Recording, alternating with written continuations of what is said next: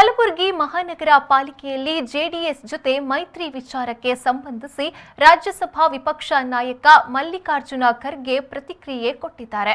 ಮಂಗಳೂರಲ್ಲಿ ಮಾಧ್ಯಮಗಳೊಂದಿಗೆ ಮಾತನಾಡಿದ ಅವರು, ಕಲಬುರಗಿ ಜನರ ಬೆಂಬಲ ಕಾಂಗ್ರೆಸ್ಗಿದೆ. ಹಾಗಾಗಿ ದೇವೇಗೌಡರಿಗೆ ಕರೆ ಮಾಡಿ ಮಾತನಾಡಿದ್ದೇನೆ. ಕಾಂಗ್ರೆಸ್ ಪರ ಜನ ಬೆಂಬಲವಿರುವುದಾಗಿ ತಿಳಿಸಿದ್ದೇನೆ ಎಂದವರು ಹೇಳಿದರು. ಕಾಂಗ್ರೆಸ್ 27ರಲ್ಲಿ ಗೆಲುವು ಸಾಧಿಸಿದೆ.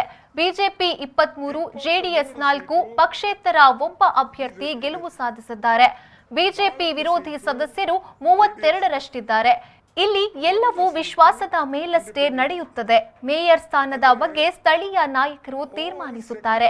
ಇನ್ನು ಮೇಯರ್ ಸ್ಥಾನ ಜೆಡಿಎಸ್ ನೀಡುವ ಕುರಿತ ಪ್ರಶ್ನೆಗೆ ಖರ್ಗೆ ಪ್ರತಿಕ್ರಿಯಿಸಿದ್ರು.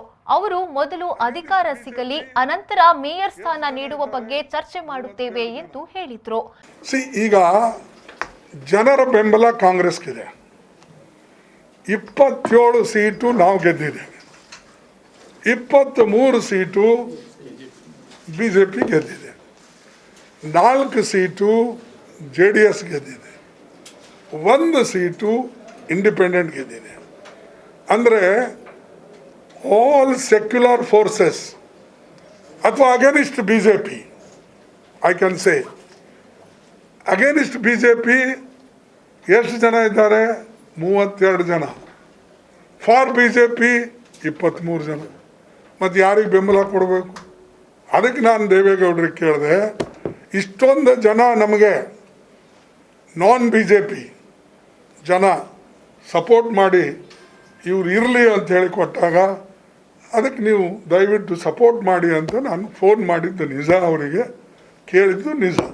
ಅದಕ್ಕಾಗಿ ನಾವು ವೇಟ್ ಮಾಡ್ತೇನೆ, ನೋಡೋಣ ನಿಮ್ದೆಲ್ಲ ಏನು ಬರವಣಿಗೆ ಹೋದ್ಮೇಲೆ ಅವರಿಗೆ ಗೊತ್ತಾಗುತ್ತೆ. ನೋಡಿ, ಎಲ್ಲ ವಿಶ್ವಾಸ ಮೇಲೆ ನಡೀತದೆ. ನಿಮಗೆ ಅಪಾಯಿಂಟ್ ಮಾಡ್ತಾರೆ ನಿಮ್ಮ ಟಿವಿ ವಿಶ್ವಾಸ ಮೇಲೆ, ನನಗೆ ಒಂದು ಹುದ್ದೆ ಕೊಡ್ತಾರೆ ವಿಶ್ವಾಸ ಮೇಲೆ.